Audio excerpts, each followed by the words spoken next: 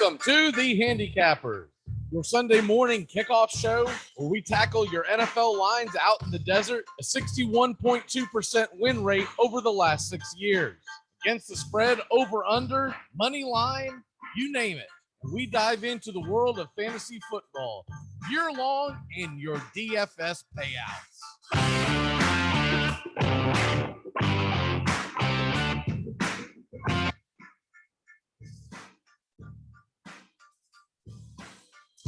Good morning and welcome to the Handicappers as we are getting set for the last mock draft of the season.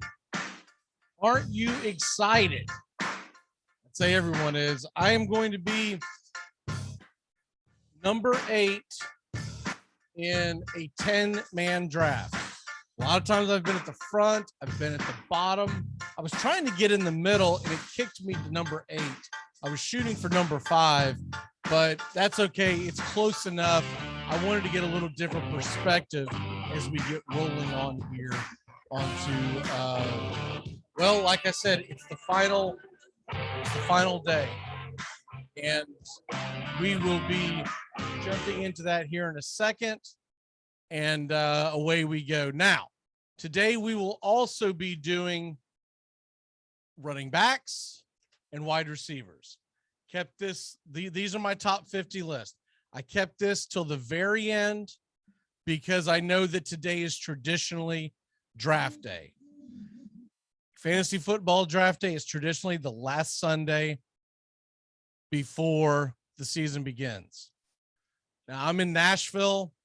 We're doing the draft live, so I had to pre-record this, but I know that most people are going to be drafting today. So that's why we're going to do your wide receivers and your running backs throughout this show. Going to take you all the way to the top 50. And I'm going to start you with the running backs, and then we will get all the way to the wide receivers. So if you want to know my Bible on how I'm drafting, who I'm drafting, where I'm drafting, this is essentially it. Not to say that I don't get a couple of cervezas in me and I draft a little differently because, hey, what the hell? It's my team. But this is essentially where I'm drafting off of. I take a lot of things into account. I take the schedule into account. I take the overall ability of the players into account. But this is where I'm drafting. And number one, when you're looking at the totality of the season, the guy that you want, if he's healthy and how much he is involved in their offense, it is definitely, without a doubt, run CMC. Christian McCaffrey is number 1, and it's not even close. When he's healthy, that offense runs much smoother, and it runs entirely through him. And why wouldn't it? The guy's dynamic. He can catch out of the backfield, run between the tackles. And I think you're going to see a much more balanced team in 2021 with the Panthers. They dealt with his injury all last year. They also dealt with the fact that it was COVID. It was a brand new coaching staff, et cetera, et cetera. I think the Panthers are going to be a very, very sneaky good team this year. So he is without a doubt my number 1. Now, when we take these players into consideration, I know there's a lot of ways you can go with this. Scrap best ball. I don't go by best ball. Best ball, you just go out there and draft whoever the hell you think you want to have on your team and have fun with it. But I do understand that most teams out there, most people who are drafting, standard is pretty much gone by the wayside. I still have one more draft that is a standard draft. He's done standard leagues forever, and that'll be on Wednesday before the season begins. So that's a little, you take that into a little bit of a different consideration. And there's so many PPR and half point PPR, et cetera, out there. Honestly, I'm going off of the assumption that most leagues are, and they are, most leagues at this point are half-point PPRs, because PPR is to the extreme, standard is to the extreme, PPR is kind of in the middle. And so I think a lot of people have gone to PPR. The draft is loading, by the way. We'll get to that here in a second. As soon as it loads, I'll get my team up and everything. We'll get the draft board up. Well, with that being said, a half-point PPR is what I'm going with the assumption for both the running backs and receivers right here. CMC is my number one. Dalvin Cook is my number two. I do believe that the Minnesota Vikings are going to run heavily into this season with their offense kicking, and their offense is going to run right through Dalvin Cook. And CMC is just a better version of Dalvin Cook, but Dalvin Cook is essentially CMC North at this point, right? And so Derrick Henry, Dalvin Cook, CMC, that's my 3-1. CMC's number one, Cook is number two, and I have Derrick Henry number three. He's not as invested into the passing game, and we get that, but the guy is absolutely phenomenal, and you'd be hard-pressed to find a better number three. I know a lot of people have Kamara there. I'm going to go ahead and share the screen, by the way, so that we can get this rolling. We set it up, and away we go. All right. CMC, Dalvin Cook, and Henry. My number four is going to be Kamara. He makes me a little nervous because of who his quarterbacks are, but the kid's talent is off the charts. And if he had a little more stable quarterback situation, I probably have Kamara number two, to be honest with you. But it worries me to know when the teams are going to be able to stack the boxes to try to shut him down, because they're going to, if it ends up being Taysom Hill, that offense is going to be garbage. If it ends up being Jameis Winston, the offense is going to be high flying, but will they forget the running back from time to time? They're also going to turn the ball over. We know that. So that's my concern on those players. And that's why I have Henry above Kamara at number four. My number five is Nick Chubb. I know most people have Zeke there, but give me Chubb. I think Chubb is going to look, he just signed the extension. I think he's going to be set for a very, very good season. And go ahead and mute that damn sound again, because Yahoo does not make it possible to be able to adjust the sound up and down. So you either have to mute it or not mute it. But Zeke worries me a little bit. I am going to still stick him at number 6, but it's very hesitant. Aaron Jones is my 7, and I could be talked into making him number 6. Zeke looked like a former shadow of himself at the end of last year. Now, I think Dak Prescott coming back is going to help him a little bit, but I can honestly tell you Zeke and Aaron Jones are tied on my board at 6 and 7, 6A and 6B, essentially. Saquon Barkley, he is my number 8. And I know there's injury concerns, but the guy is just a phenomenal talent. That's about to be my pick. We're going to see who's available. It looks like one of my running backs will be available. As the first players go, it was CMC, Cook, Henry, Kamara, and then some idiot took Adams, and the other idiot took Kelsey. Don't do that in your draft. Unless there's some weird rule. Don't take Kelsey and Adams in the top 5 and 6. Zeke went, so I am going to go with my boy Chubb. Nick Chubb is going to be my number 6 pick, and I feel very confident about that. We'll see where it lands me. I think you're going to see some guys make runs, and we'll see what's available. I would think Jones and Barkley will both be gone, so I'll probably take the best wide receiver available if Hill or Diggs is still available. If they're not, I don't know where I would go. I would think I would probably lean wide receiver, but we'll see what happens. Saquon Barkley is about to get, I mean, we can already see this. He's going to get auto drafted, right? This Jonathan idiot that didn't show up. All right, so it goes back to me, Saquon Barkley. I took Tyreek Hill in last week's draft. I'm going to take Stephon Diggs in this week's draft. So that gives me Chubb and Diggs. Diggs should have a phenomenal season. Back to the running backs list. Saquon's my 8, Mixon's my 9, and Austin Eckler is in my top 10. Jonathan Taylor falls to 11 to me because I have concerns that he is going to share the load too much. They like to do that. His coach is infamous for that. And Marlon Mack should be back. All the running backs should be back. And they have a talented backfield. And to just think that he's going to be the only guy concerns the hell out of me. Antonio Gibson's number 12 on my list. His size and the fact that he's never been a full-time running back prior to past couple of years, that concerns me. So I've got Gibson at number 12, but it's a very hesitant number 12. CEH at number 13. This is assuming he's healthy and ready to go.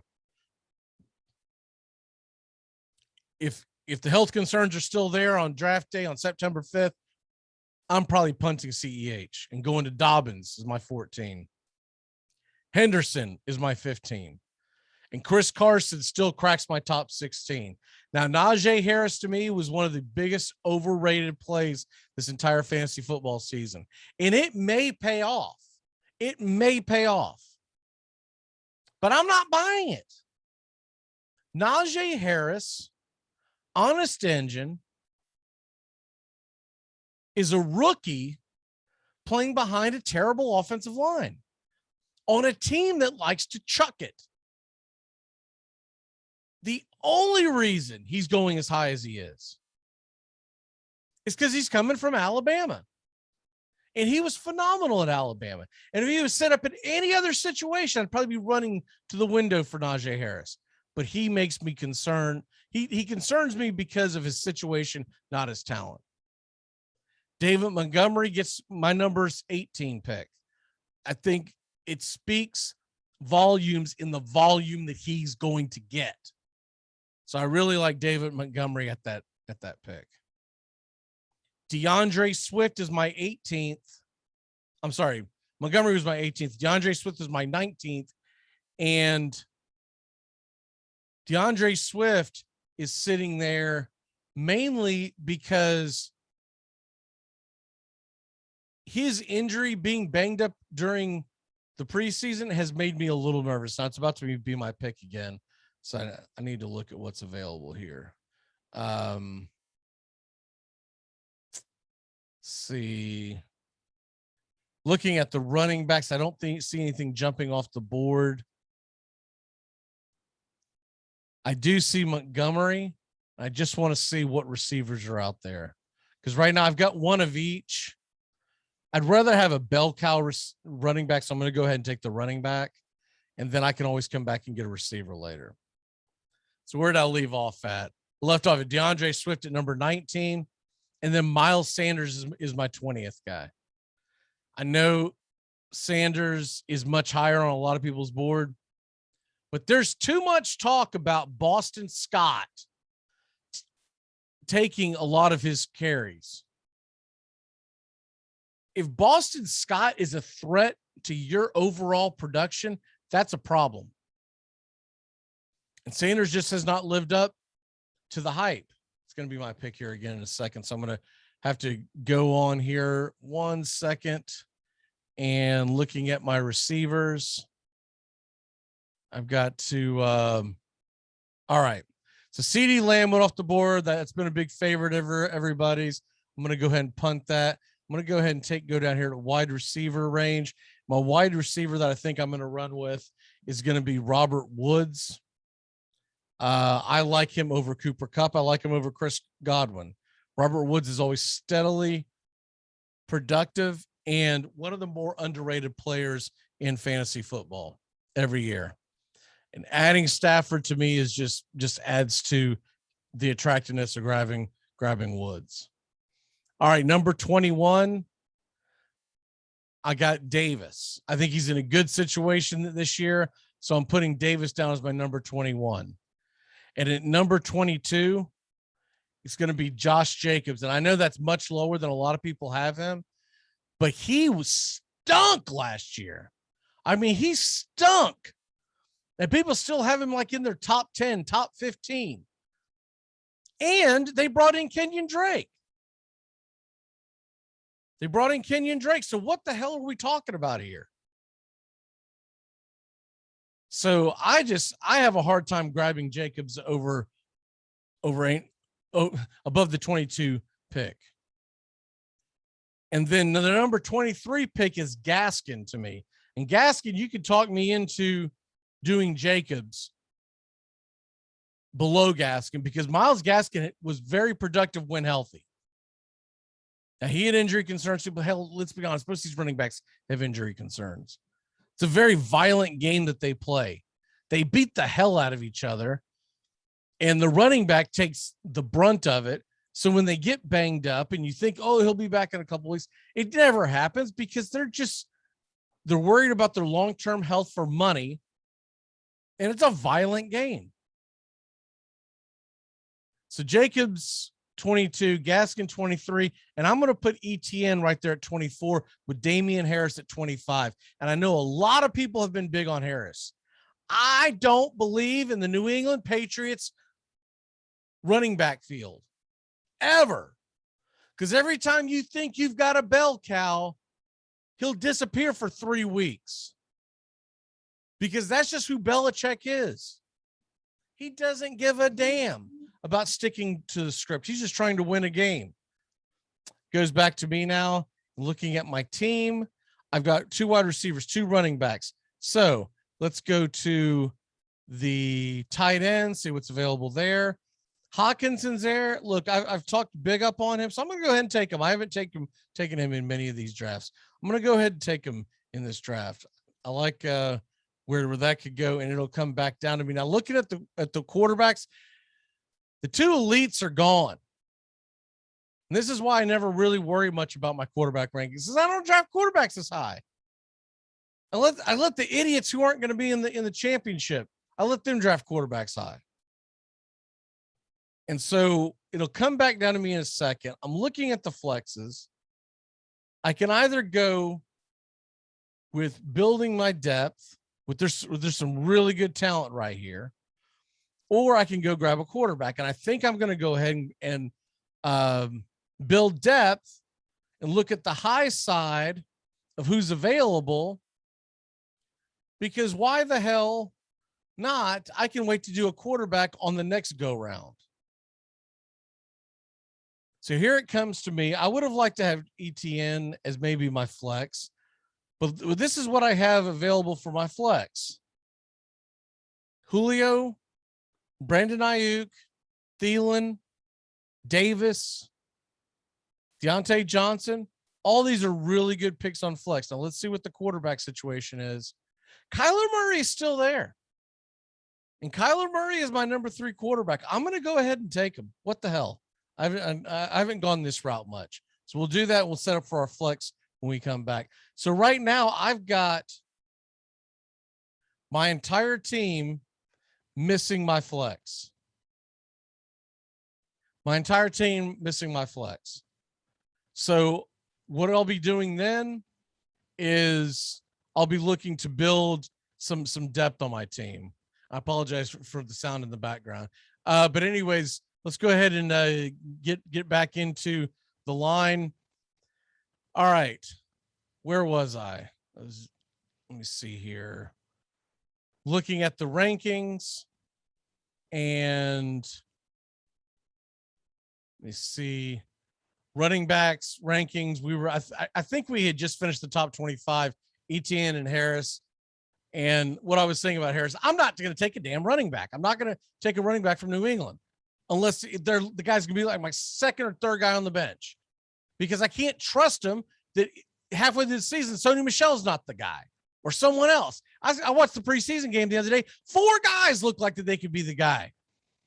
If you're going to draft Damian Harris, you're just a damn idiot. Okay. If you're going to draft him as high as people are drafting him, you're asking for the same complaint that you've had with New England running backs every freaking year. If you do it again, to just be prepared to do the same damn thing.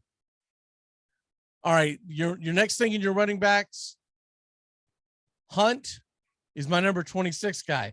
That's just throwing a dart at the wall. That's saying that, hey, maybe Chubb gets injured.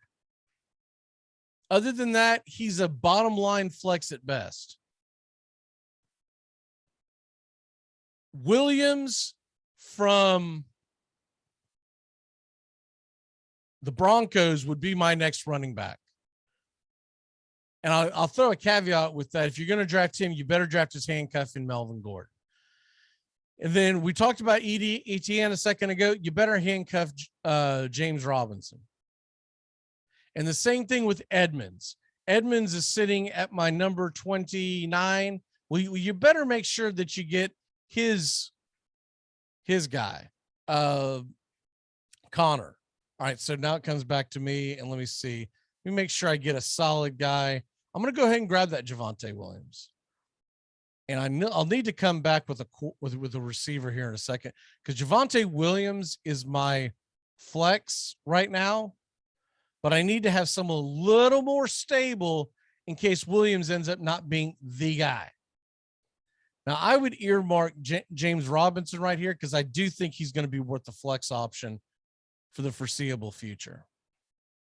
If that guy gets taken before, then I could just go ahead and handcuff him with Melvin Gordon.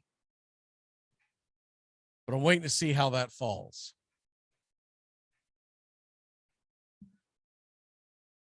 Looking at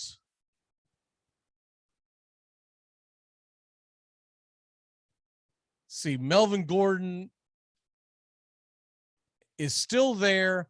Jamar Chase is still there. Trey Sermon is still there. These are all viable options. But once again, if James Robinson is still sitting there, I'm going to grab him. And whoever it was that drafted ETN may be wishing that they had him. It may swing a trade with me. You never know.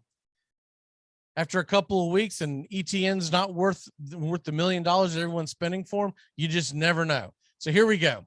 All right. I'm going to go ahead and grab James Robinson at Jacksonville. He was the starting running back last year. He was everyone's darling. And now all of a sudden, a few weeks later, it's just falling off the board. And so now that my pick is there,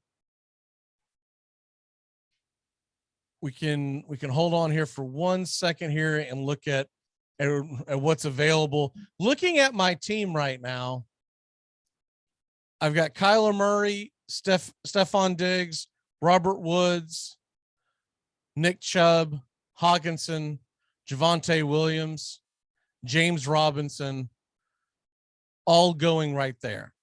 Okay. That's a pretty good start. I'm looking at the fact that when I come back to draft again, I'm going to be building, because I'm not going to worry about my damn defense. So I'm going to be building for depth. And the fact that I've got 2 receivers and no receivers past, I've got 4 running backs on this board. I'll be looking heavy to get back into the wide receiver play. So I'm going to go ahead and pull up wide receivers now. So because I'm doing 3 things at once and I want to get sidetracked and draft another damn running back. So here we go with the rest of my running back list. Real quick, I'm going to rattle off, then we're going to get into receivers. After the guys that I just mentioned, Chase Edmonds is there. Mostert. I've got Mostert over Sermon, but I say handcuff him if you're going to draft one, draft the other. And then the rest of them are pretty much handcuffs. Gus Edwards, A.J. Dillon, Pollard. Michael Carter's intriguing, but you better handcuff him with Trey Coleman because you just never know. Same thing with David Johnson and Phillip Lindsay. Same thing with Moss and Singletary. These guys are pretty much going in order. I'm not rattling off the numbers, but they're going in order. And then my last 42 to 50 is Marlon Mack, Latavius Murray, Kenyon Drake, Coleman, Williams from Detroit, Scott from Philly, Snell from Pittsburgh, McKinnon from KC, and Michelle. What do they all have in common? They're all handcuffs. When you get into your 35 to 50-ish, they're all pretty much handcuffs. there's a flyer here and there, but man, don't get too cute, because you don't want to have a bunch of flyers on your bench. And then you sit around there in week 3. One of your guys has gotten injured, he's gotten banged up, and you have no depth. All right, so it's my turn to draft. I've got to grab a receiver, and I want to go with the guy with the best high side. Give me Cortland Sutton. Claypool and Galladay and Schuster and Judy, they're all in that same category of, yeah, they could be great. The other guy that really intrigues me is Will Fuller. Will Fuller has such a high upside, but I'm concerned about who's playing quarterback. And look, let's be honest. They brought in Waddle. They've got a talented wide receiving core. But Fuller's got so much talent. I'm going to leave those guys alone, and I'm going to take what I think is probably the safest bet, which it's between Tyler Boyd and Deebo Samuel. I think I'm going to go Tyler Boyd. I think he's the better all-around receiver. And so it won't draft me for a while. So I'm going to go to receiving rankings. And receiving rankings, it's just how I see it. I've got Devante Adams as the number 1 guy in the land. I would take him 99 out of 100 times over Tyreek Hill. The only time I wouldn't do it is if I was planning on, if I was like in a deeper draft and I was at the end of the draft, there's been a running back run, and I'm deciding to pull the okie doke and do a back-to-back pick of Tyreek Hill and either Kelsey or Mahomes. That's the only reason why I would take Hill over him. Adams is their guy. They go that offense through Devante Adams. When he's healthy, it's the Devante Adams show. So give me Diggs at number 3, a solid number 3. I could even see him at number 2. And D-Hop is my number 4. Ridley is my number 5, and Metcalf is my number 6, with Justin Jefferson sitting at 7. And I could be, and there are leagues where I'm going to take Jefferson as my number 4. There are leagues, all these guys are interchangeable to me. But I look at the fact that D-Hop kind of wasn't what we thought he was going to be last year. I think he's going to have a better year. It's the second year there now.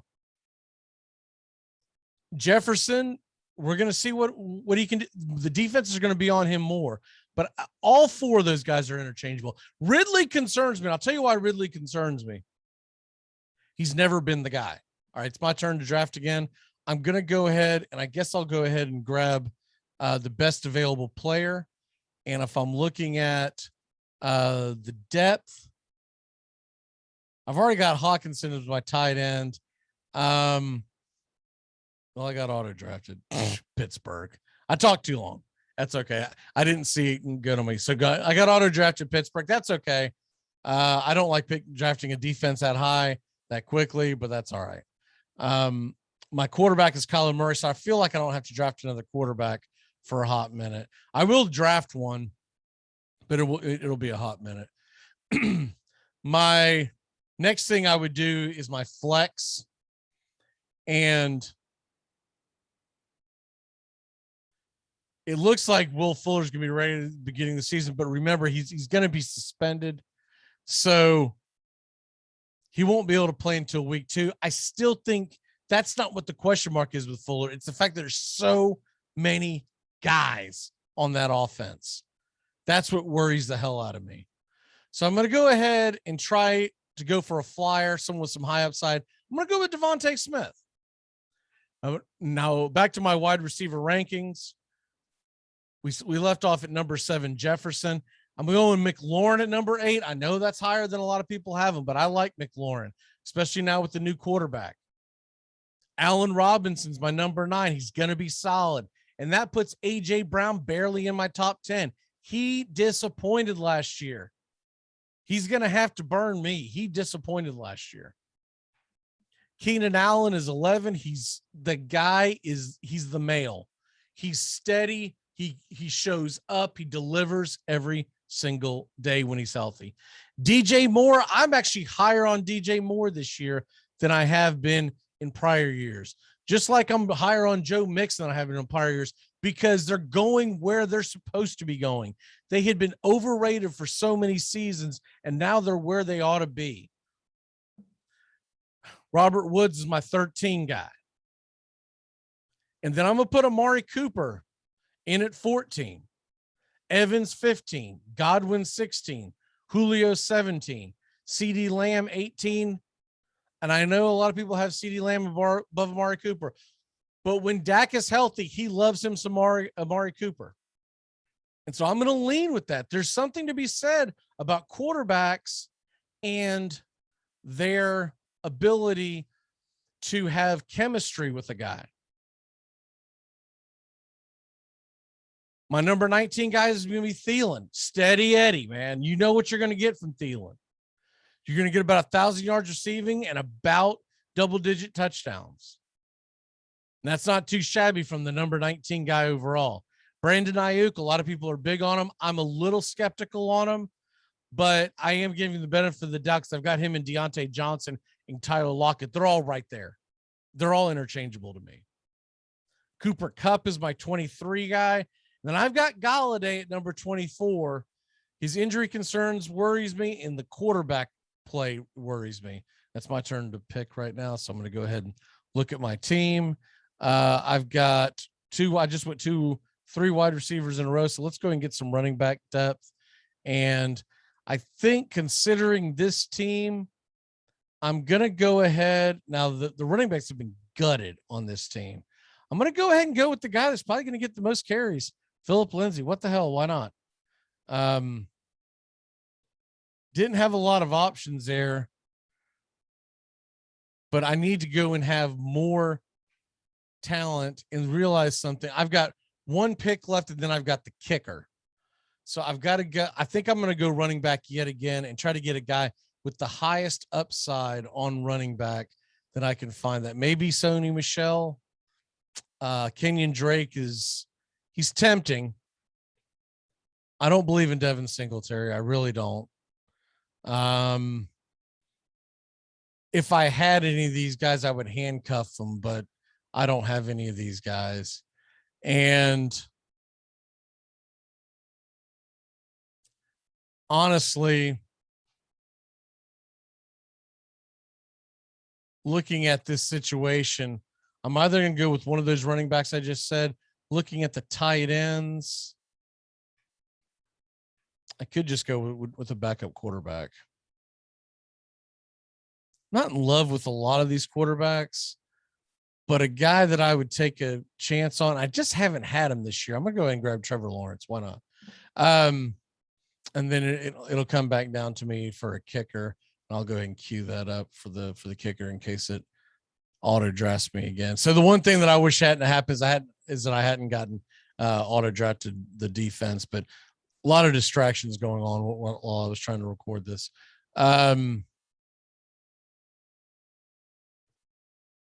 Suck up, Sanders, Gould, Prater, Hopkins. Those are my go-to guys. I usually try to keep the same damn kicker on every team just so I can keep it straight in my head.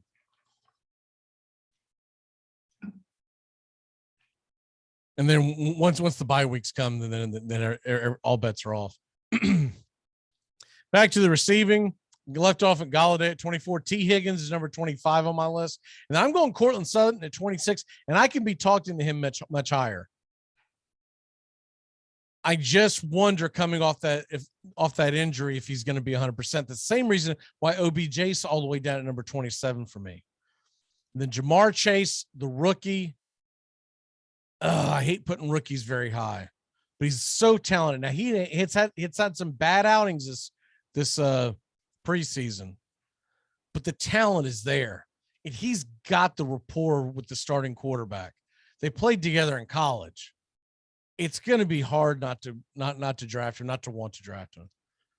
Chase Claypool sits at 29. Not much to say about him except the fact that he's going to have some big games and he's going to have where the hell is he games? And Brandon Cooks, He's number 30. He's worth the flyer. He's the number one receiver on a team that's going to be constantly losing.